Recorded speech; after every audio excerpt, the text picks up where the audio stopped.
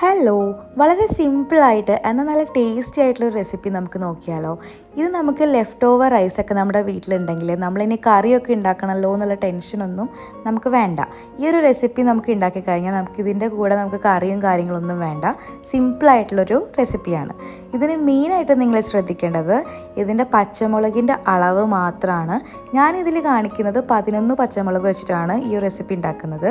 അപ്പോൾ നിങ്ങൾ നിങ്ങളുടെ എരിവിനനുസരിച്ചിട്ട് അതൊന്ന് അഡ്ജസ്റ്റ് ചെയ്ത് കൊടുക്കുക.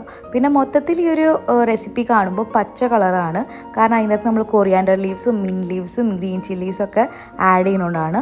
പക്ഷേ ഒരു റിച്ച് ഫ്ലേവേർഡ് ആയിട്ടുള്ള ഒരു അടിപൊളി ഒരു ഫ്രൈഡ് റൈസ് റെസിപ്പിയാണ്.